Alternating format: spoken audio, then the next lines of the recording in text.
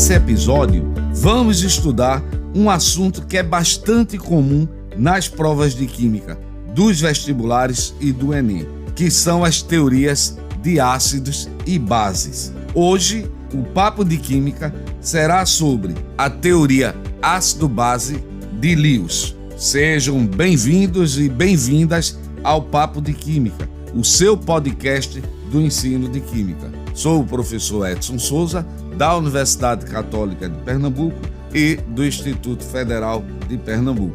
Agradecemos a sua audiência, é muito bom ter você aqui com a gente. Compartilhe o Papo de Química nas suas redes sociais, mande esse podcast para um amigo, para uma amiga. Vamos aumentar a nossa podosfera. E para bater esse Papo de Química com vocês, estão aqui no estúdio Alex Silva e Priscila Amorim, alunos do curso de Química da Universidade Católica de Pernambuco. Olá, pessoal! Como vocês estão? Olá, galera, eu sou Alex. É uma grande alegria, muito legal ter vocês aqui conosco. Gente, mande suas sugestões para o nosso e-mail, podcast@papodequimica.com. Oi, pessoal, eu sou Priscila Amorim e é muito bom contar com sua audiência. Não se esqueça de clicar no botão seguir para receber um aviso quando for publicado um novo episódio, hein? Bom, gente, já sabemos da importância e das aplicações dos ácidos e bases na vida moderna. Por isso, a gente deve conhecer diferentes teorias de ácidos e bases. Estudamos, lá no episódio anterior, os conceitos de Arrhenius e de Bronsted-Lowry. E hoje, vamos fechar esse ciclo com o conceito de ácido-base mais abrangente, que é o conceito de Lewis. Ah, não esquece que lá na descrição do episódio tem um link para você baixar um arquivo. É importante que você acompanhe os exemplos analisados com o arquivo do seu lado. Pessoal, vamos analisar agora o conceito ácido-base mais geral e abrangente, que é a teoria de Lewis. Segundo Lewis, ácido é toda a substância que recebe um par de elétrons, e base é toda a substância que doa um par de elétrons. Esse conceito ácido-base é mais abrangente que os demais, pois não há limitação de estar em presença da água ou solução aquosa, liberar como cátions íons H+, ou o ânion OH-, nem doar ou receber H+. Repetindo, ácido é toda substância que é capaz de receber um par de elétrons e a base é uma substância que é capaz de doar um par de elétrons. Mas agora eu tenho uma questão para vocês. Como identificar se uma espécie química é uma base de Lewis?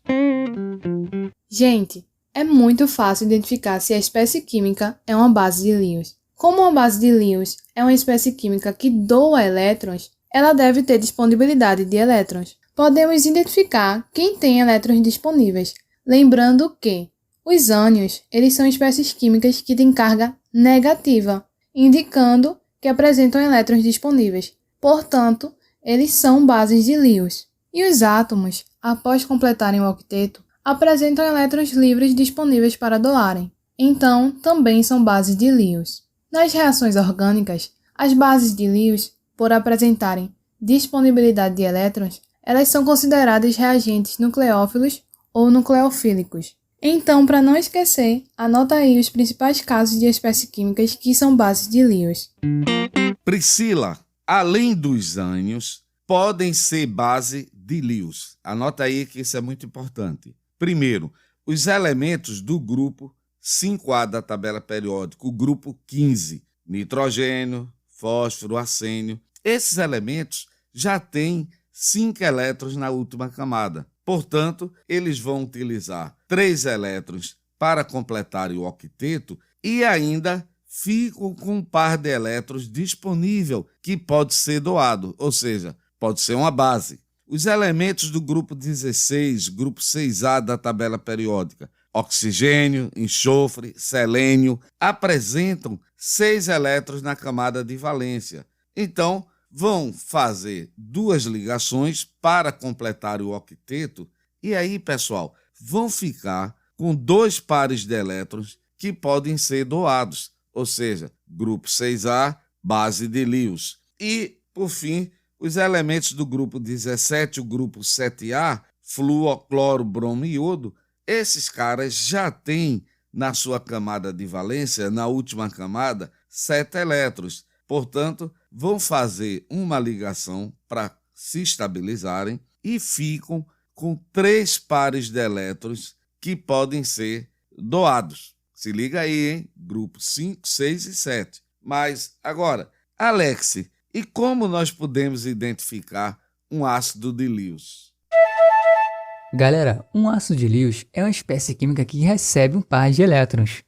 E para receber elétrons, ele deve estar com carência de elétrons. A gente pode identificar quem precisa ganhar elétrons, lembrando que 1. Os cátions são espécies que são deficientes de elétrons, então são ácidos de Lewis. 2. Átomos que estão com o octeto incompleto se estabilizam com 6 elétrons e podem ainda receber um par de elétrons, portanto, também são ácidos de Lewis. 3. Nas reações orgânicas, os ácidos de Lewis, por apresentarem afinidade por elétrons, são considerados reagentes eletrófilos ou eletrofílicos.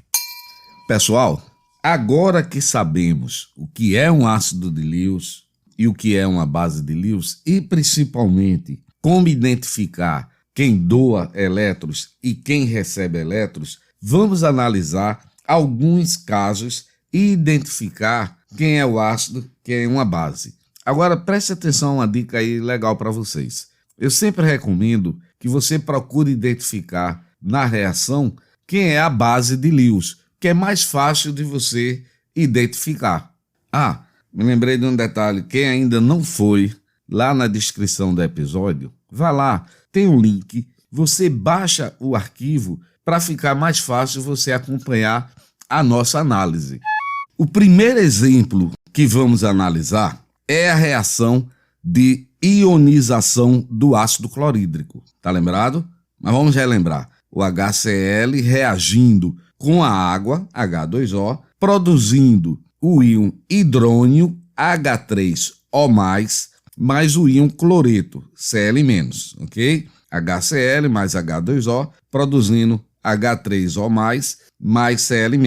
Então vamos examinar primeiro a molécula da água. A gente sabe que o oxigênio faz 2 ligações, por isso que está ligado a 2 hidrogênio, mas ficam 2 pares de elétrons disponíveis que poderão ser doados. Portanto, H2O está se comportando nesta reação como uma base de Lewis. Por quê? Tem elétrons disponível e vai doar 2 elétrons para o íon H+.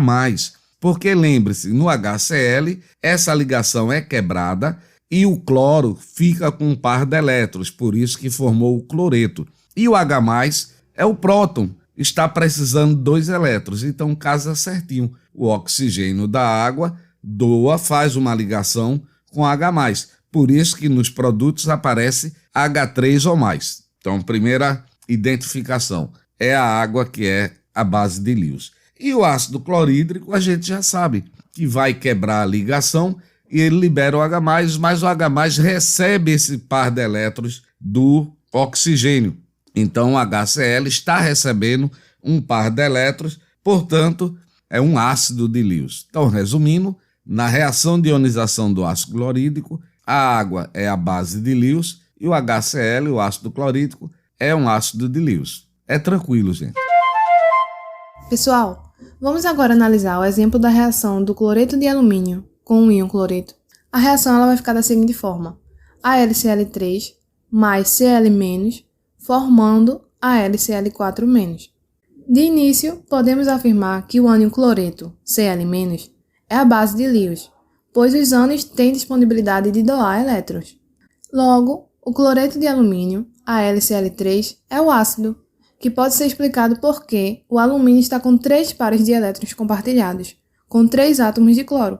E assim ele ainda tem disponibilidade para receber um par de elétrons, completando assim o octeto e formando o íon AlCl4-. Bom, gente, resumindo, o íon cloreto, Cl-, é a base de Lewis, e o cloreto de alumínio, AlCl3, é o ácido de Lewis. E aí, conseguiu entender? Vamos analisar agora a reação da metilamina com o ácido clorídrico. A metilamina é representada pela fórmula CH3NH2.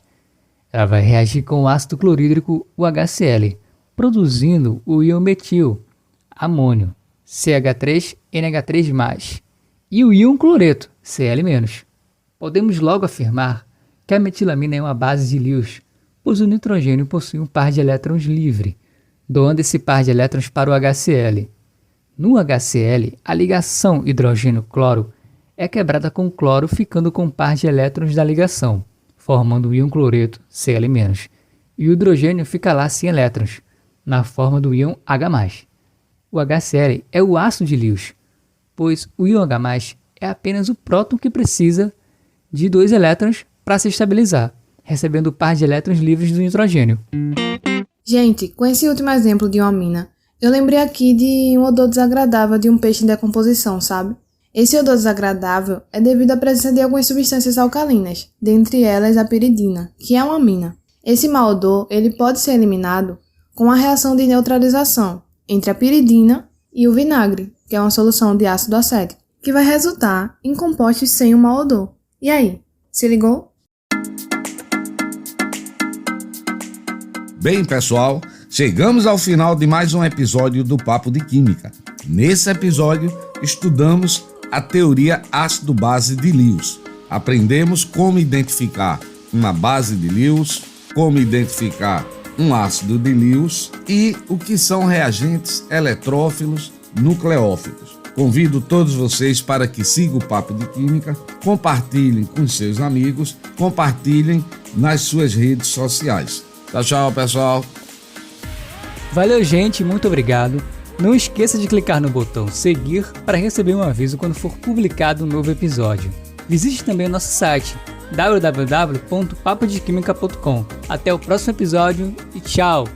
Mandem suas sugestões para o e-mail podcast@papodequimica.com. Ele aparece na descrição de cada episódio. Tchau, tchau, pessoal!